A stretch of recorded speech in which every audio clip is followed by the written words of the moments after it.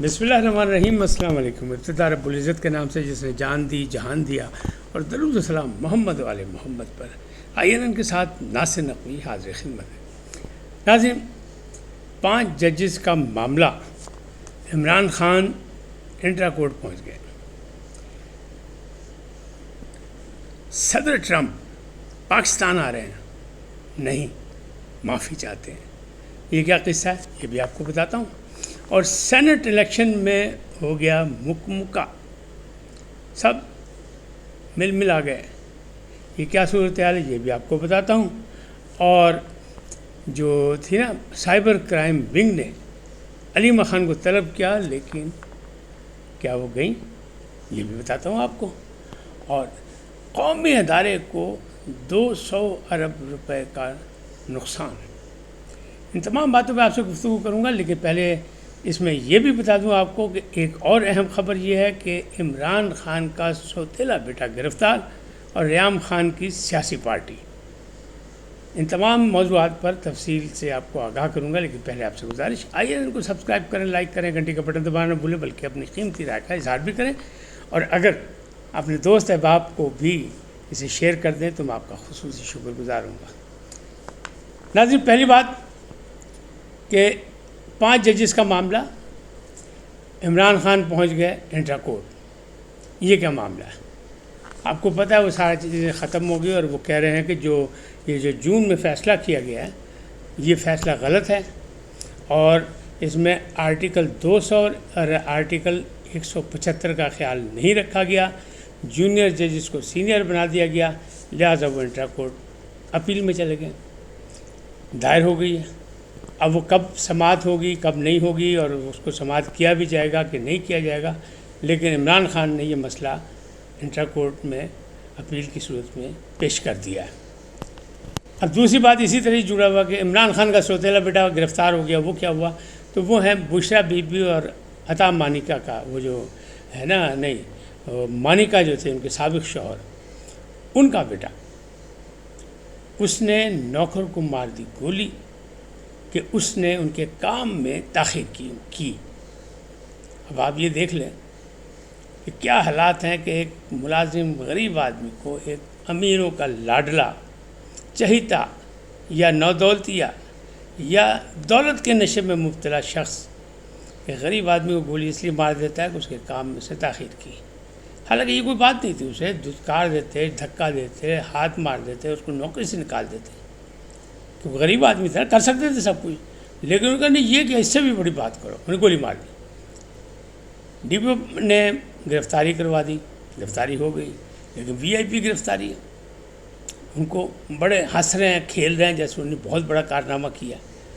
تو یہ ذہنی یا نفسیاتی مریضوں کا کام ہے ایسا۔ اسی طرح دوسری جانب جو آئی ہے وہ آئی ہے کہ ریام خان جو سابق بیوی ہیں عمران خان صاحب کی، انہوں نے سیاسی پارٹی بنانے کا اعلان کیا، اور اس پارٹی کے اعلان میں کراچی میں یہ بھی کہا کہ میں نے گیٹ نمبر 4 نہیں دیکھا، اور نہ ہی میرا کوئی تعلق ہے اس سے۔ تو اب اس بات سے خود ہی اندازہ لگا لو کہ ہم نوجوانوں کو لائیں گے، نئے لوگوں کو لائیں گے، اور پورے پاکستان میں ہم کوشش کریں گے، اور انسانی حقوق کی بات کریں گے، جمہوری اقتدار کی بات کریں گے، ساری باتیں سچی۔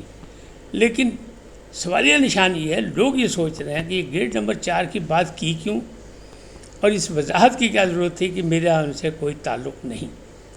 بہرحال اب یہ سوالیہ نشان ہے اس وقت تک جب تک یہ سرگرم نہیں ہوتی، جب سرگرم ہوں گی تو ساری چیزیں سامنے آ جائیں گی۔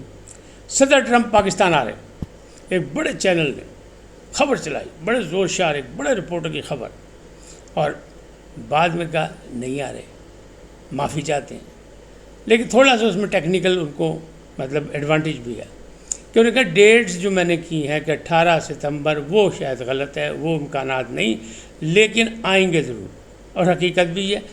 سپہ سالار سے جب ملاقات کی تھی صدر ٹرمپ نے، تو انہوں نے خیر سگالی کے طور پر دعوت دی تھی پاکستان آنے کی۔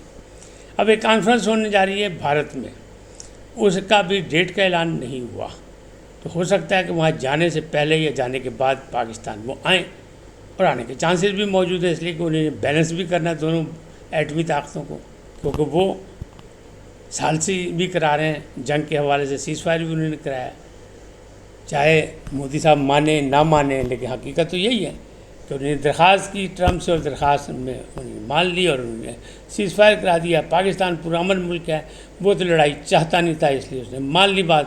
لیکن مودی صاحب چونکہ جنگی جنونی ہیں وہ نہیں مان رہے.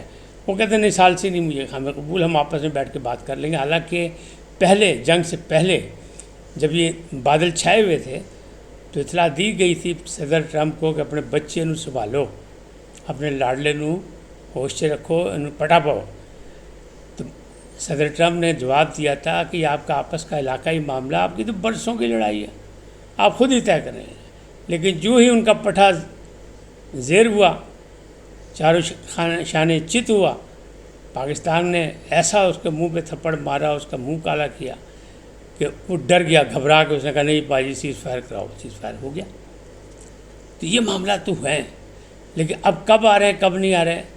لیکن بڑے چینل نے, بڑے رپورٹر کی خبر کو خود ہی, بلکہ رپورٹر نے بھی ایک ٹویٹ کر دیا کہ مجھ سے غلطی ہوئی, میں نے معاف کر دو بھائی. میں آگے بھی کوئی خبریں ایسے دی تھیں سن کہ صدر زرداری جا رہے ہیں, انہوں کی تیاری ہوگی, میں کاغذات لکھا دے لیا.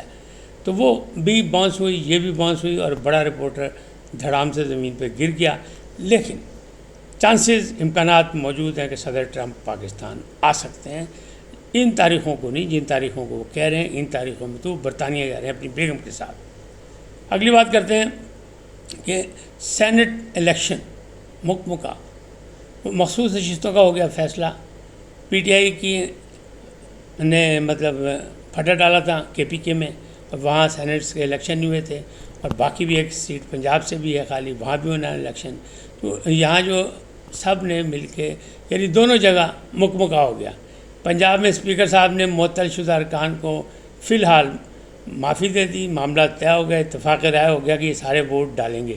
یعنی وہ جو 26 ہیں 26 ارکان جنہیں معطل کیا تھا وہ الیکشن میں ووٹ ڈالیں گے, اجازت مل گئی متفقہ طور پہ, آپس میں طے ہوا. لیکن ابھی اعلان نہیں کیا, اسپیکر صاحب اعلان کریں گے. ادھر کیا ہوا کے پی میں دو قسم کا فساد تھا. ایک کورٹ چلی گئی تھی, پشاور ہائی کورٹ چلی گئی تھی, مسلم لیگ نون کی ایک سیٹ ہمیں ملنی چاہیے, مولانا صاحب کو زیادہ دے دی. مولانا صاحب بڑے ناراض تھے کہ اچھا جی یہ دیکھ لیں گے, کر لیں گے, ہو جائے گا. تو جناب وہ مسلم لیگ نون نے خیر سگالی کے طور پہ واپس کر دی کہ نہیں یہ مولانا صاحب کو دے دیں, کیونکہ ٹاس کا فیصلہ تھا نا. انہوں نے کہا ٹاس نہ کرائیں, دے دیں ان کو.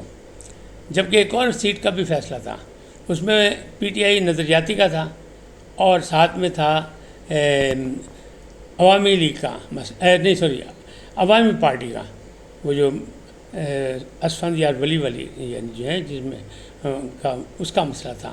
تو اس میں بھی ٹاس کا مسئلہ تھا.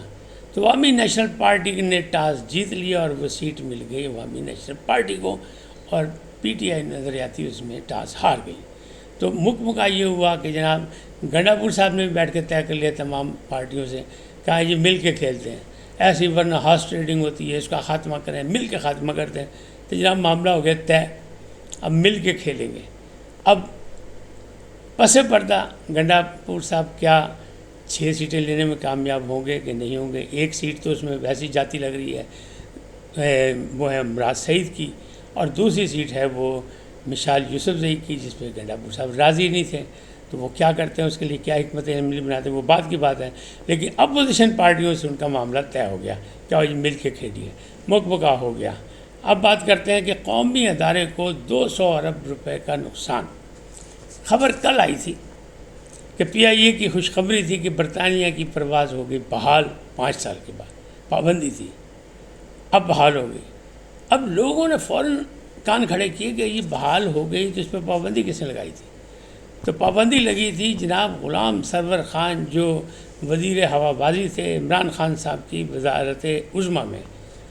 اور پھر انہوں نے یہ بھی بیان دے دیا کہ یہ بیان میں نے عمران خان صاحب کی خواہش پہ دیا تھا کہ جناب ہمارے 226 پائلٹ جو ہیں وہ ناکارہ ہیں, ان کی سندیں جعلی ہیں, وہ اس قابل ہی نہیں ہیں, لہذا وہ 262 تھے. تو برطانیہ نے جناب صاحب کو کینسل کرتا تو ساڑھا سلسلہ ہی بند کرتا. اب جو سلسلہ بند ہوا اس پرواز سے, تارکین وطن برطانیہ میں بہت موجود ہے, خاص طور پہ میرپور سے بہت لوگ ہیں, یعنی منگلا کے علاقے سے, تو وہ بہت نقصان ہوا. تو اس کا اب خبر یہ نکلی اسلام آباد سے کہ 200 ارب کا نقصان ہوا قومی ایئر لائن کو, پاکستان کو, قومی خزانے کو.